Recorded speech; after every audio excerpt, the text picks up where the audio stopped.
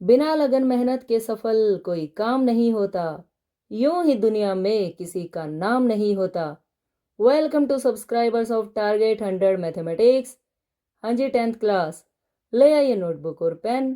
Practice paper 1 का section B करने के लिए।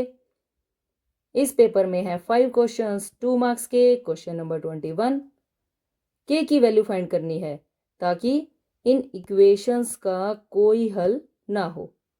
अब कोई हल कब नहीं होता, उसकी क्या कंडीशन होती है? कभी हाँ कभी ना, यानी a1/a2 is equal to b1/b2 और नॉट इक्वल टू c1/c2। ये हाँ है और ये ना है। इन इक्वेशंस में हम पहले a1 b1 c1 a2 b2 c2 की वैल्यूज फाइंड करेंगे और फिर उन वैल्यूज को यहाँ पुट करेंगे। a1 क्या होता है? x का कोफिशिएंट यानी k। b1 होता है y का कोफिशिएंट यानी 3 और c1 होता है कांस्टेंट टर्म k-3। a2 की वैल्यू 12, b2 की वैल्यू k और c2 की वैल्यू k। अब ये वैल्यूज हमें यहां पुट करनी है। a1/a2 equal b1/b2 not equal to c1/c2। a1 के प्लेस पे लिखा k, a2 के प्लेस पे 12, b1 है 3, b2 है k, c1 है k-3 और c2 है k।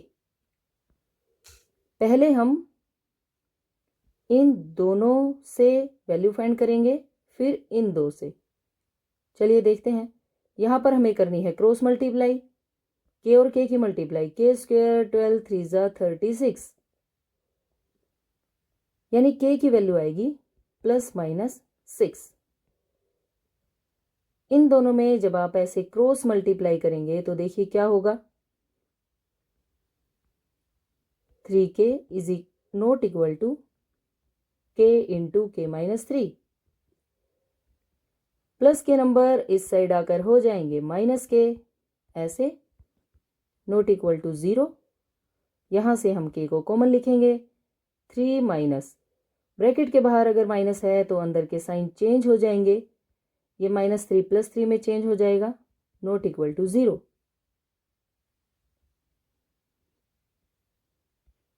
3 + 3 की value 6 -k not equal to 0। इन दो नंबर्स की मल्टीप्लाई 0 नहीं है। इट मीन्स ना तो फर्स्ट नंबर 0 है और ना ही सेकंड नंबर 0 है। ओके, -k राइट साइड जाकर +k में चेंज हो जाएगा। अब देखिए ध्यान से, यहां से हमें पता लग रहा है k की वैल्यू या तो 6 है या फिर -6। ये कह रहा है कि k 0 नहीं होना चाहिए, k 6 नहीं होना चाहिए। इट मीन्स अगर k 6 नहीं होगा तो क्या बचेगा? सिर्फ k की वैल्यू होनी चाहिए -6। ओके, ये है वो k का आंसर जो इन सभी कंडीशंस को पूरा करता है। इस क्वेश्चन की चॉइस में हमारे पास एक बहुत इजी क्वेश्चन है। ये एक रेक्टेंगल है, आयत, और इसमें हमें x और y की वैल्यू फाइंड करनी है। हमें पता है कि रेक्टेंगल की अपोजिट साइड्स इक्वल होती हैं, यानी आमने सामने की भुजाएं बराबर। इन दोनों को हम इक्वल रखेंगे, इसको इसके इक्वल रखेंगे। ऐसा करने से हमारे पास दो समीकरण आएंगे और उन्हें सोल्व करने से x और y की वैल्यू आ जाएगी। बिल्कुल सिंपल सा क्वेश्चन है। 3x + 4y is equal to 10, 2x - 2y is equal to 2। यहां पर 4 है, यहां पर 2, यानी इस इक्वेशन को हमें किससे मल्टीप्लाई करना पड़ेगा? 2 से। ओके, इसे बना दीजिए फर्स्ट इक्वेशन और ये है सेकंड इक्वेशन।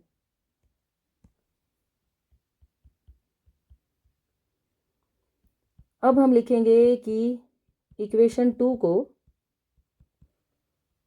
2 से मल्टीप्लाई करके 2 से गुणा करके फर्स्ट इक्वेशन में ऐड करने से एक टर्म कैंसिल हो जाएगी और एक टर्म का आंसर आ जाएगा। समीकरण 1 में जोड़ने पर 3x + 4y = 10। 2 से मल्टीप्लाई करेंगे, 2 2 ज़ा 4, इसे हमें 2 से मल्टीप्लाई करना है। 2 2 ज़ा 4, 2 2 ज़ा 4, ये सारे 2 4 बन जाएंगे। 4y से 4y कैंसिल, 4 + 3 7x = 14। प्लस के नंबर दूसरी साइड जाकर माइनस के होते हैं, लेकिन यहाँ पर मल्टीप्लाई वाले नंबर हैं जो दूसरी साइड जाकर डिवाइड में चेंज हो जाएंगे। 7 2 ज़ा 14, x की वैल्यू आ गई 2। इसे आप किसी भी इक्वेशन में पुट करेंगे तो y की वैल्यू आ जाएगी। फर्स्ट इक्वेशन में पुट कर देते हैं।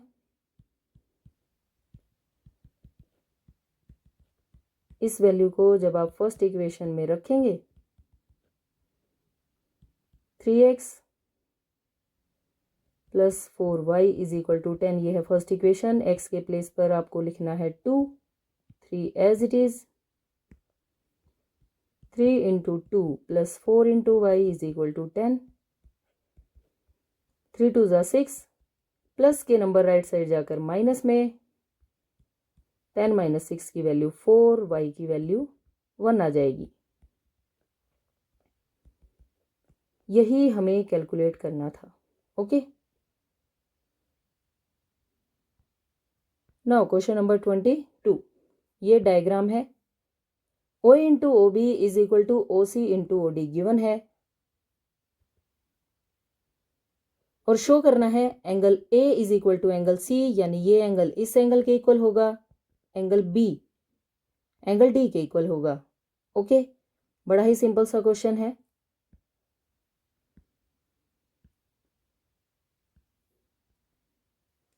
Question number 22। सबसे पहले हमने लिखा जो गिवन है, OA × OB = OC × OD। Okay, OC multiply में है, इसे आप डिवाइड में ले आइए। इधर से आप OB को डिवाइड में ले जाइए।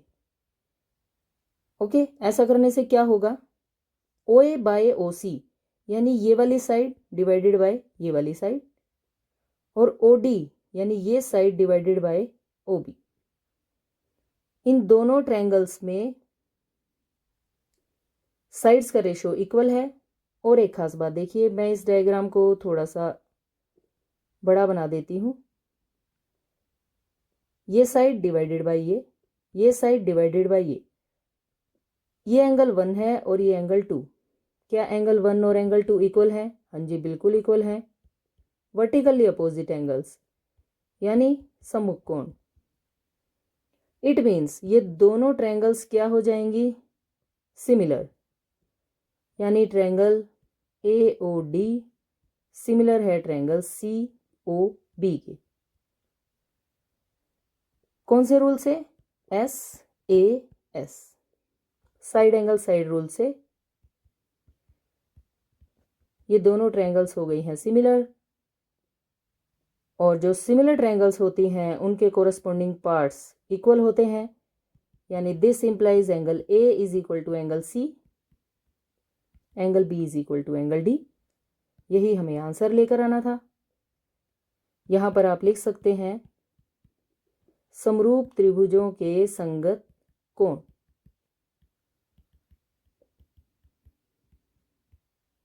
यानी corresponding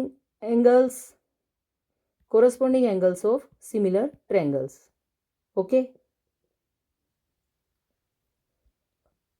Now next question number 23. दो संकेंद्रीय वृत्तों की त्रिज्याएं गिवन है 5 और 3 सेंटीमीटर। बड़े वृत्त की उस जीवा की लंबाई हमें ज्ञात करनी है जो छोटे वृत्त को स्पर्श करती है। ये क्वेश्चन मोस्ट इंपॉर्टेंट है और ये HBSE के सैंपल पेपर में आया हुआ है। वहाँ भी ये क्वेश्चन नंबर 23 ही है। ओके, इस क्वेश्चन को आप उसी वीडियो में से करेंगे। वीडियो का लिंक डिस्क्रिप्शन में है। और इस क्वेश्चन का जो आंसर है, जो हमें ये लंबाई ज्ञात करनी है, वो आएगी 8 सेंटीमीटर। ओके, इस वीडियो में 10:55 आप डायरेक्ट ये टाइम निकाल लेंगे फास्ट फॉरवर्ड करके और वहाँ पर आपको ये वाला क्वेश्चन मिल जाएगा। Okay, now question number 24, sine theta plus cos theta की वैल्यू √3 है और हमें tan theta plus cot theta का आंसर 1 लेकर आना है। ये क्वेश्चन भी इसी सैंपल पेपर का क्वेश्चन है, लेकिन क्वेश्चन नंबर 30 और टाइम है 22:22। इस टाइम पर आपको ये वाला क्वेश्चन मिल जाएगा। इस क्वेश्चन की चॉइस में हमारे पास ये क्वेश्चन है, हमें इसकी वैल्यू फाइंड करनी है। ये क्वेश्चन भी इसी सैंपल पेपर का है, HBSC की साइट पर जो सैंपल पेपर सबसे पहले आया था 10th क्लास का, वहीं से। ओके, जब आप 23rd क्वेश्चन कर रहे होंगे उसी वक्त आपको ये वाला क्वेश्चन भी मिल जाएगा। अंडरस्टैंड? अब जिन बच्चों ने ये वाला सैंपल पेपर पहले कर रखा है वो आ जाएंगे डायरेक्ट क्वेश्चन नंबर 25 पर। एक कार में 2 वाइपर होते हैं। हाँ जी, बिल्कुल होते हैं, जो परस्पर आच्छादित नहीं होते, यानी ओवरलैप नहीं करते एक दूसरे को। वाइपर में जो ब्लेड होता है उसकी लंबाई है 25 सेंटीमीटर और 115 डिग्री के कोण तक घूमकर सफाई कर सकता है। ब्लेड की प्रत्येक बुहार पर साफ किया गया कुल क्षेत्रफल ज्ञात कीजिए।